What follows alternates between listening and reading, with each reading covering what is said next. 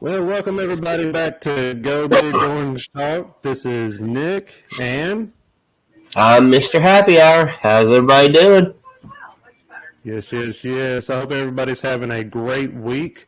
We're going to be talking a little bit about tomorrow. We're going to be talking about the bowl games that happen this weekend.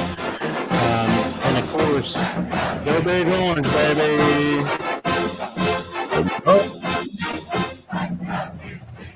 All right, let's go ahead and hop right on into it. All right, Mr. Happy Hour. So we are here. We are live. Anybody is welcome to come into the show tonight. Just wanting to, again, kind of give some updates on Damar and then talk about the bowl games that are happening or that did happen this weekend, excuse me. And, just talk a little bit about the stats of what happened and kind of give our personal view on it, too.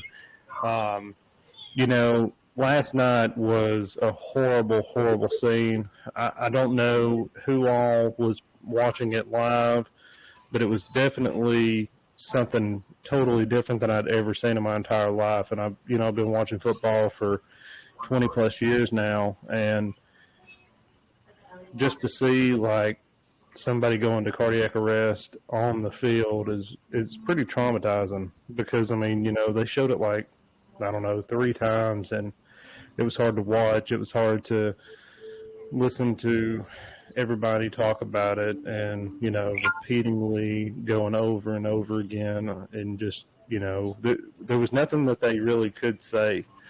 There was nothing they could say. There was nothing that anybody could do. It's heartbreaking. And, my heart goes out to the family. And I don't know if he's married, but I'm sure that would be very hard to go through.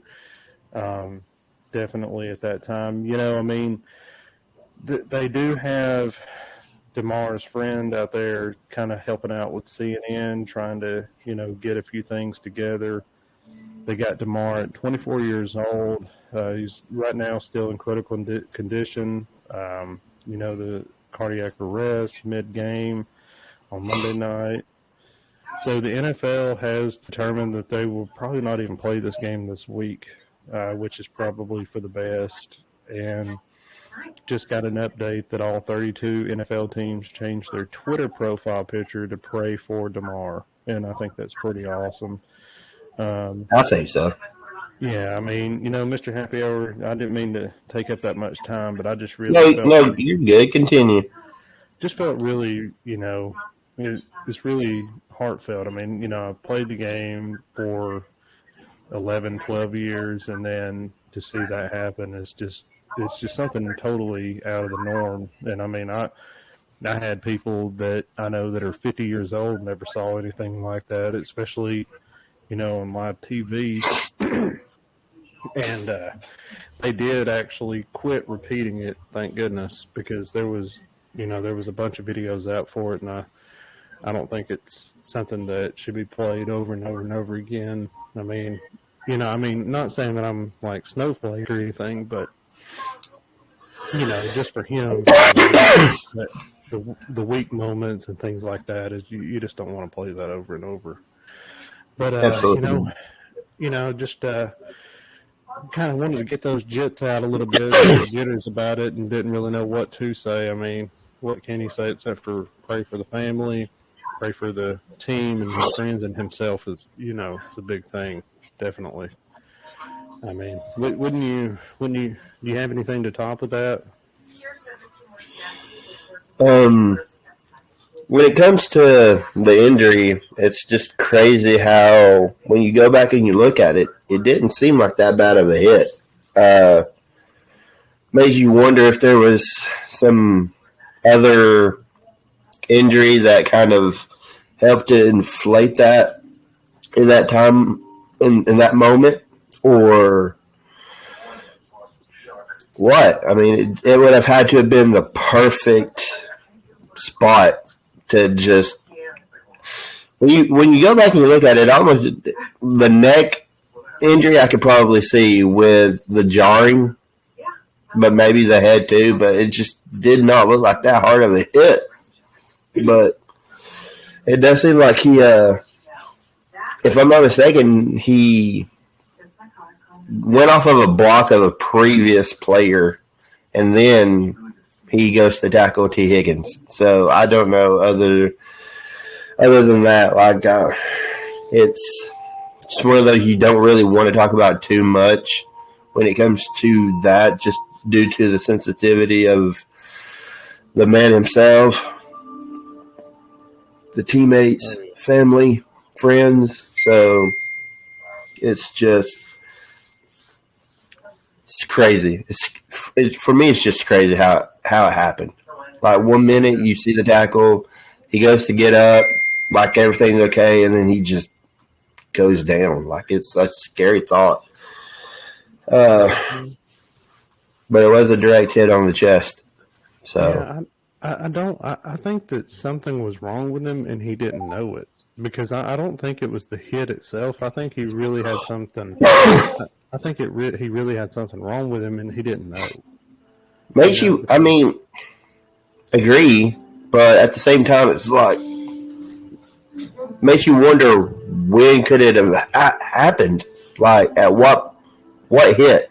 You know, like I was watching something where that hit happens or could happen hundreds of thousand times, and then that one time, maybe just the right spot, it could cause the injury. But I don't know. Like it's just one of those that, like I said, I go back and I look at it and with a different angle, and it's still just, for me, it did not look like that hard of a hit.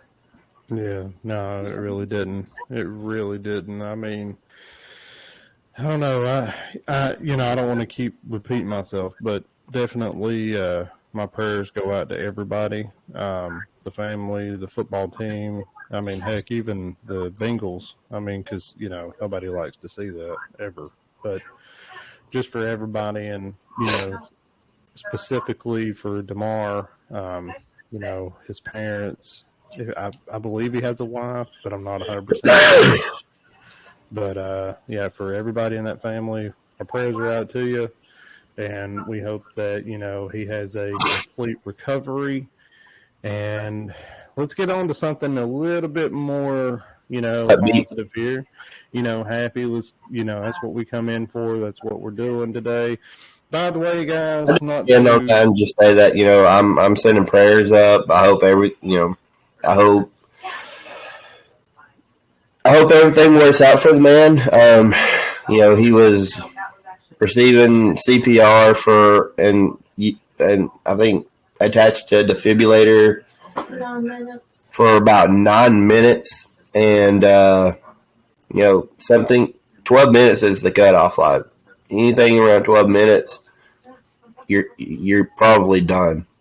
And so 9 minutes is a long time to have to perform CPR and use a defibrillator. And so, I hope I'm wrong, but there's a very good chance of brain damage. Often that I've read that happens. I've heard that happens. But let's just hope this is a case where that's not the case.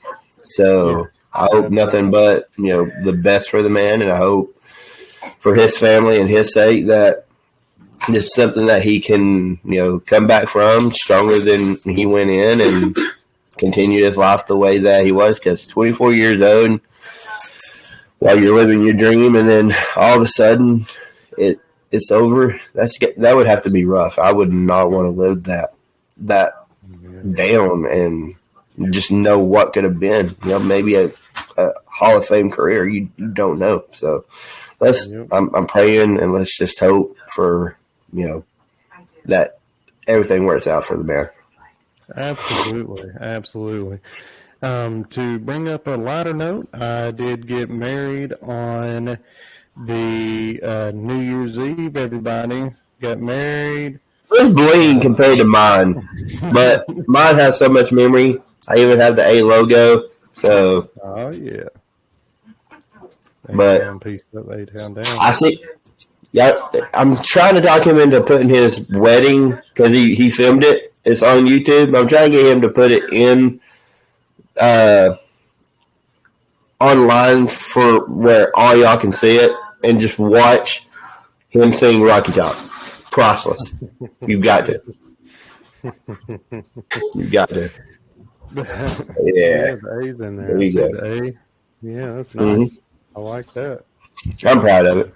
I like that a lot. I like it But a lot. I'm going to try to talk him into putting the video on the subscription so y'all can see it every day. Every day. For sure. Just for that scene, every day. Yeah, man. Hey, I tell you what, we definitely have to talk about the Orange Bowl. I mean, holy cow, man! We 120% went in without a ton of starters. I know that they didn't have everybody, but I don't think they were missing as many as we were. And dude, we just took the house down. 31-14 was the final. Joe threw for 200+ yards, which was definitely not what I said, but hey, I'll take that all day long. The defense was phenomenal to hold them to 14 points, 2 touchdowns. That was it, and we pretty much ran the table. I'm pretty excited about next year now that I see what is going on there. What were your thoughts about the game there, Mr. Happy Hour? What do you think about that? Well, I would go on record of saying I damn near called all of the shit. Okay, I called when I found out that Jeremy Banks was not going to play, that he was going to forego on the Orange Bowl. I said 9 times out of 10, Aaron Beasley is going to get the start, and I guarantee you he's going to have a hell of a game. And I'll be damned if he didn't. 10 sacks, 2 assists, 10 tackles, 2 assists, and 20 sacks. That's not counting the hurry-up throws.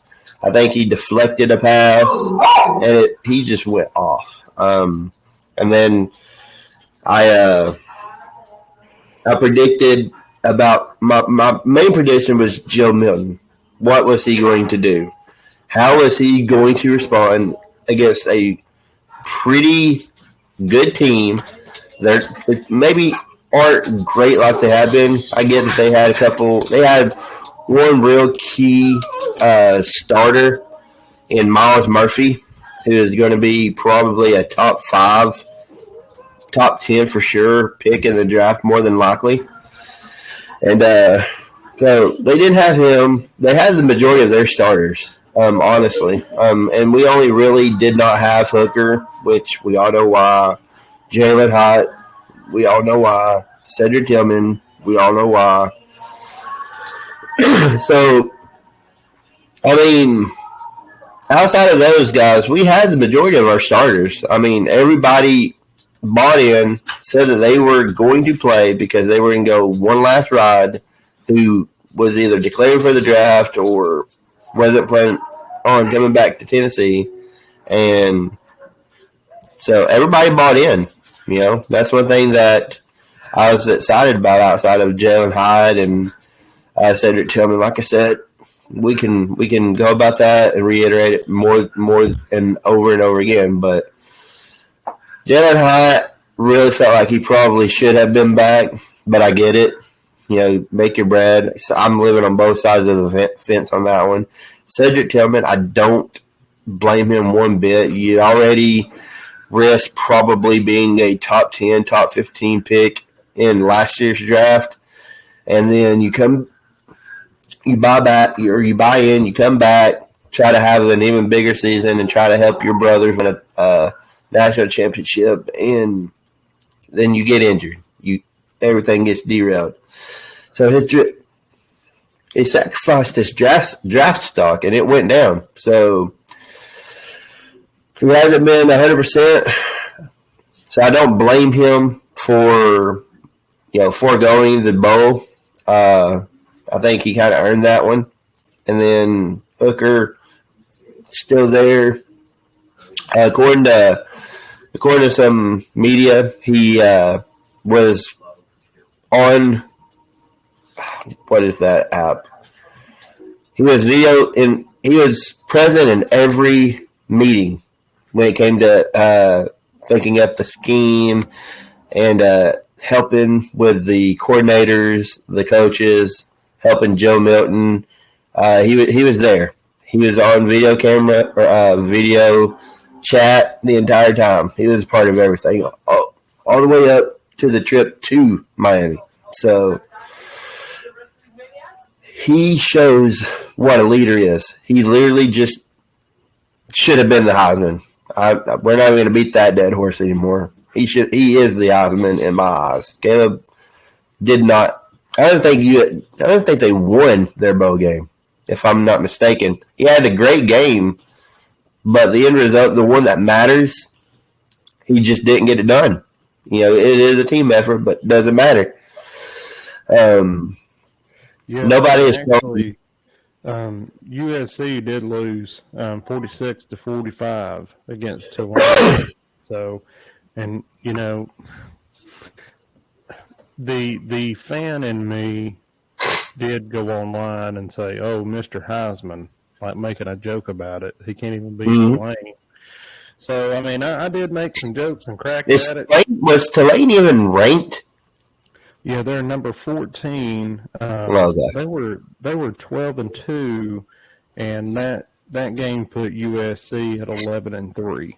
So, I mean, Tulane was good, but I mean, if you're a Heisman, you ought to beat them. I mean, that's just my opinion. I feel like, especially if you thought that you were competing up there until the end for a national championship, for a playoff spot, and then you can't even beat a team that wasn't even close to the playoffs.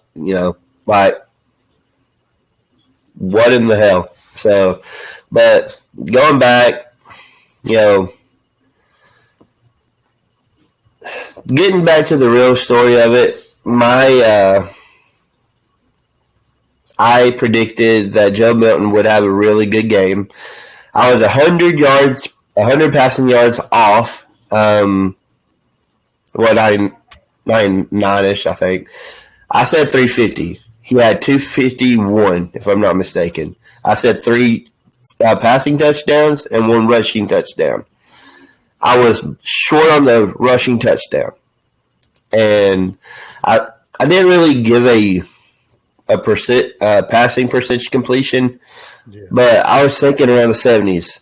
If I'm not mistaken, it was about 67.7-ish or 9 or something like that. So all around, the man had a great game. I often wondered what he was going to do with the clock starting at the very beginning of the game, the score starting at 0-0, and against a very good team.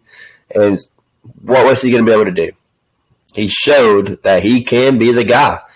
And to think, it should have been more passing yards. He put some of those passes in the hands or the chest of his receivers, and they were dropped, which we're all human. It happens, but still, to think that it probably honestly could have been 300 yards. It could have been 350. Who knows? But the point is, Joe Milton proved to everybody, to all the doubters, that he can lead this offense. He can win games against big teams. So... Yeah, he definitely showed out, man. He really surprised me. I mean, I'm a Tennessee fan through and through, but it was a little. He was questionable for me. Just and I think everybody on this podcast that listens can hear it in my voice.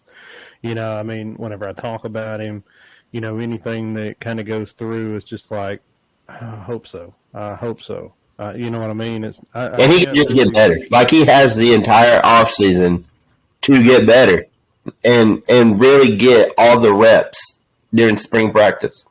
He could be better. He could end up being as good, if not better, than Hendon Hooker. I really think he has a very fair chance of winning the Heisman next year. And another person that really impressed me was Squirrel White. Yeah, I think that dude's going to be insane. And did you see Brew McCoy show how much more of a man he is against some of those defensive backs? Oh in yeah, that one. Oh my he God. took the show. He took the show He over. he laid the boom down like he did not care. You knew that's when you can tell that when if people want to know if bowl games matter, it mattered to Brew McCoy right then and there. Lowered his head. He did not care. So Yep. Yeah, he was a beast, man. I mean, and I was getting married, obviously, during the Michigan and TCU TCU. game, and also almost the entire Georgia game versus Ohio State. I will say this though, Georgia better put their ball game pants on because TCU has got heart. And I want to come back to that real quick, and I want to make a point. Imagine how much worse this game could have been for Cade Klubnik in Clemson. Like Tennessee's defense had him running all night long, that was the game plan. That was the scheme, is to put pressure on the true freshman quarterback and have him run for his life. And that's exactly what they did. I mean, he was running, and I kept saying, if he keeps throwing like that, because it looked like every time that he was getting pressured, he would make an ill-advised throw. It looked like he's seen the pressure coming, and he was like, oh, fuck, and he would just throw the ball away and pray for a receiver to make a play. And I kept saying, like, he's going to continue to do that. He's going to get a couple interceptions. Sure enough, he just kept doing it all fuck to the point to where he probably really did say, oh, fuck, they intercepted it. So I was laughing. I was laughing my ass off half the time. So, but then you only really had, what was it, 4 or 5 SEC teams who really came through. Like, I mean, you had Florida with the embarrassing loss. South Carolina. Did you see the Tro from South Carolina? Man, I miss so much because oh my God! So like a couple hours before the game, some South Carolina Gamecock fan gets a plane flying over the stadium in Tampa that says "Enjoy your bowl game, Gamecocks," and then they end up going and losing their fucking bowl game. So. Yeah, it was like a thing, but with an airplane or whatever. Yeah, I saw that. Yeah, I like that. It was a great show. I'm not going to be mad about it. I mean, we really honestly should have won that game, but it is what it is. It's a great show, but it's an even better finish for me because Tennessee won. They didn't. Tennessee's ranked, has a chance of being ranked in the top 5, which I don't see happening since Bama had a bigger, point spread in their bowl game, and because it's fucking Bama, they get their dick sucked by everybody in the fucking media, so that we're not going to go there. But, I mean, you had Bama, you had Georgia, you had Tennessee, and I want to say Arkansas won their bowl game. So I think those are the only 4 SEC teams really honestly won. They barely won. Yeah. But I want to go back to the whole Georgia thing. Like they didn't win that game. I mean, they did. They came away with a W, but they fucking survived that game. They didn't control any aspect of it. They got their asses handed to them all fucking game long. And I'm wondering, and yet again, let's point out again how the opposing team's star receiver, who is destroying their so-called number 1 defense and making them look like a joke, and he goes down, and that is a deciding factor of the point of change of the direction of the game. Like, I'm wondering if there is a bounty on any player who is literally a key difference to what is wrecking them, because it happened with was it Rick Williamson? Yeah, was that his name, Williamson?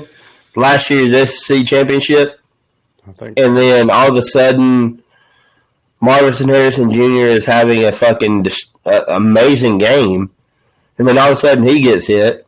And you can argue and say it wasn't targeting or not, but I guarantee you, any other team goes through that same exact hit. If Georgia goes through that same exact hit, you hear all the fucking puppy dogs saying, "Fucking targeting! Oh my god, kick his ass out!" So it's a joke. It's double standard. Yeah, that game. Again, I didn't get to see hardly any of the games. I watched every one of them. I mean, it looks like TCU and Michigan was a really good game too. 51. It was a good game, dude. Yeah, it was. That's definitely an amazing feat for TCU. I will say this though. Michigan got screwed on a touchdown that ended up resulting into a turnover on downs, if I'm not mistaken. It was a fumble. It was a fumble defense recovery that ended up happening literally, if I'm not mistaken, the exact next play after the missed touchdown. They said that he didn't have. Okay, so the way that it happened, if you missed it, is he caught the ball. He was coming down. His ass literally lands across the plane, but at the same time, it landed before. His ass landed before he crossed, and the ball did not break the plane. But he did not have full possession of it until after he broke the plane. So, from all aspects of the rule that I can understand, is that should have been a touchdown. Which, don't get me wrong, I was pulling for TCU if I'm going to pull for anybody in the playoffs. And another thing, a lot of people wonder, why am I not pulling for the only SEC team in the playoffs? Well, last I checked, I'm a fucking Tennessee fan, not a Georgia fan, not a SEC fan, because 9 times out of 10, you ain't going to hear no Georgia fan, no Alabama fan pulling for Tennessee if they're in the playoffs. The world would have to end first before that would ever happen. So I'm sorry that I'm not going to pull for a rival team that I don't like. It's not going to happen. I'm going to go for the underdog Cinderella story, and I'm right there with you. I hope TCU, and I think they can. I think they definitely can, and especially because it's going to be in Los Angeles. I mean, I don't know. I think that, I mean, Mercedes is Mercedes, the Dome's always been kind of like the secondary to college football, but man, when Georgia's up in there, that's a home game, so it's just, it's funny how they got their playoff game in Atlanta, right? They're the only ones who truly had kind of more or less a home game in the playoffs. Why the fuck? Why didn't they just go ahead and get the Fiesta Bowl? They should have. They should have made That's it. crazy. I mean, maybe that's how it's always done in the seating. I don't know. But it's just crazy how they were able to be the only team in any bowl this year who got a home game, basically. Because Atlanta is not that fucking far from Athens. What, like an hour maybe? Yeah, it's about the same distance from where I'm at. It's the other way, but it's about an hour and a half or so. So I mean, they definitely would travel that far. You know what I mean? So I don't know, man. It to me, it was kind of funny that they didn't put them in the Fiesta Bowl, but then again, maybe that's just what it is. I don't know. I feel like even last year it was like that too, wasn't it? Wasn't they in Atlanta last year when they were playing in the playoffs? What were they ranked? Third? I can't even remember, to be honest. But I want to say they played in Atlanta again, but then again, I could be thinking about the SEC championship. Let's see here. They were in the Orange Bowl against Michigan last year. How did they end up going to? Well, they won the championship. How did they go to the Orange Bowl and then go? Because I remember them playing Michigan. Yeah. A lot of people thought it was going to be a slightly better game than what it was. Georgia ended up winning 34-11. Yeah, I remember that. That's weird that they changed it over. I don't know. It's just strange. But yeah, I think that I don't know, man. I hope that TCU comes out and just absolutely shreds them. You know what I mean? I had this conversation with somebody earlier, like just a couple hours ago. He wanted to talk football. I was like, okay, well, what do you want to talk about? He's like, well, what's your take on the Natty? And I was like, okay, well, what do you mean? Who do I think is going to win? He's like, yeah, and it's a Georgia fan. Spoiler alert, Georgia fan. So he was waiting to see the shit talking that I was probably going to do against Georgia. And in a way, I'm not going to lie, I probably shit talked Georgia a little bit, but I honestly gave my absolute honest breakdown of how I think, how I envision everything with the aspect of Georgia's previous, how they've played all year, then TCU, and kind of just gave my honest opinion on it. And, I pointed out, well, outside of Kent State really, that was a bad game. Near the end, Georgia pulled away, so it didn't look as bad. But still, though, you can't do that with Kent State. And then you had Mizzou, where I said that if Mizzou had a quarterback like Matt Duggan, who's throwing to Dominic Lovett, who's destroying your defense again, I'm surprised that he didn't end up getting fucked up that game, through a bounty or whatever. But if you had a quarterback like Matt Duggan throwing to that motherfucker, Georgia probably honestly loses that game. No question. I would be willing to bet Georgia loses that game. And then they're sitting with one loss. And then you go to the Kentucky game. That is an ugly-ass game all around. I didn't know who to root for at that point in time. I just really was like, when is this shit going to be over? Because this is a terrible game to watch. And honestly, I think, if I'm not mistaken, that was right before the Tennessee game. So the dreaded South Carolina game, that was a nightmare. And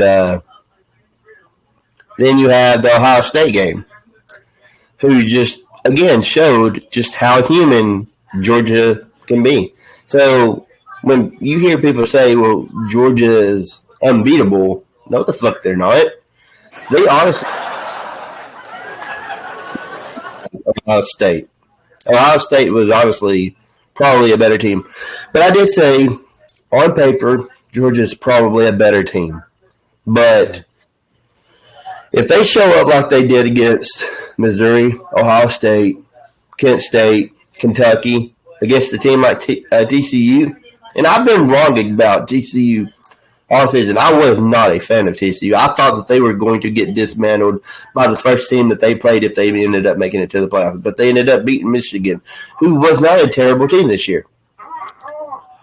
TCU, and it also kind of hinders on the fact whether Miller plays or not, because right now he's questionable, and that's their primary running back, and he is a huge difference maker. I don't know if you've seen this motherfucker run, but he is a difference maker for that offense. So, I'm sorry? You talking about Vaughn? No, not. We're talking about Vaughn. He's pretty good too. What? No, the last name is Miller, if I'm not mistaken. Give me 1 second, I'll get you that. Kendra Miller. Kendra Miller. Yeah, he's good. You're thinking of Von Miller from the Broncos, who destroyed Cam Newton's career. Oh yeah, no, I know. Okay, yeah, I'm way off. And different I'm way positions. off. You're thinking of a linebacker or a defensive end, but I'm way off. um, it depends on if this guy plays as well. Because that's Georgia's run defense is really good, but you do find those backs who can make a difference against that. So, what version of him are you going to get? Max Duggan seems to always be able to show that grit and show that willingness to put his team on his back and drive them down the fucking field.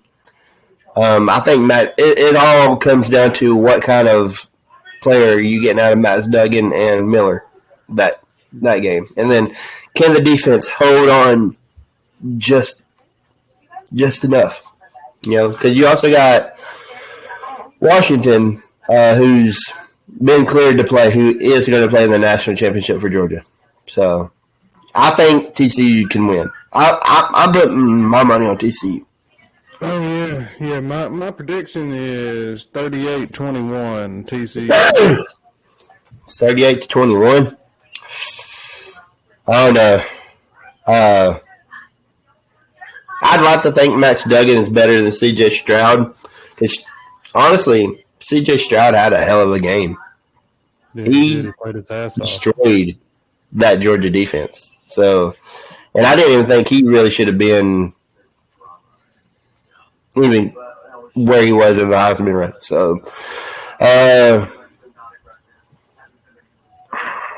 give your final predictions on this, and then we'll close it out with that. And see what do you think on the final take? You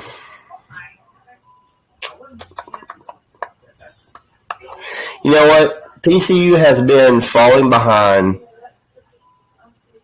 all season long, and then coming back to win it in the second half against all the teams that they needed to do it against.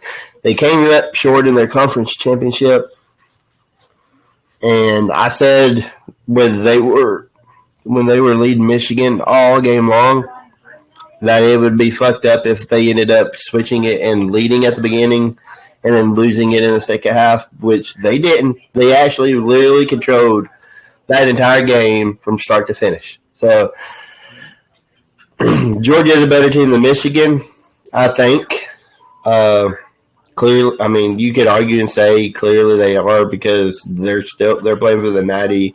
Michigan's not. We'll never know how that would have happened, but I think TCU is going to struggle the first half. I think they'll make it. They'll make it a closer game right there before the halftime, and then I think they will win it by a touchdown in the second half because all their games have been close. I can't remember if they've won a game outside of a touchdown. So I'm going to say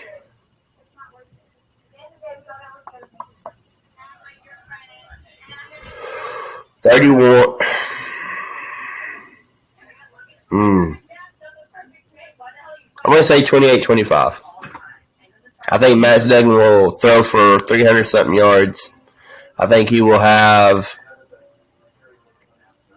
I think he'll have 2 passing touchdowns, a rushing touchdown, and 1 interception. All right. Well, and I think you're really gonna see Bennett struggle. Yeah, I think so too. You know what? I think that was a great, a very good night here with Go Big Orange talk. I think that, between the Damar talk and then going back into the bowls and then predictions on that, I think that we definitely deserve it. You know what I mean? We just got it. 100%. Man, I couldn't do it without Mr. Happy Hour, you guys. Give it up for Mr. Happy Hour. Just move on. All right, guys. I hope that everyone has a wonderful work week.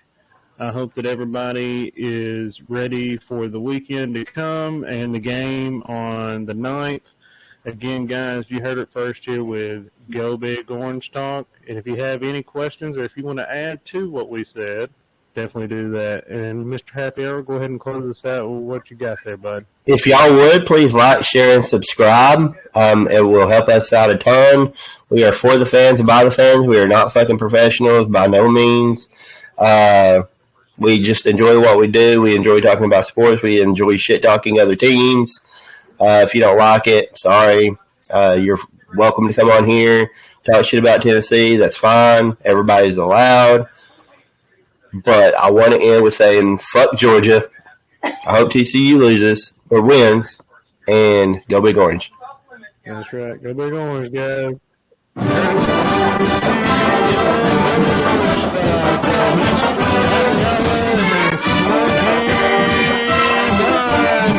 We'll see you next time, folks.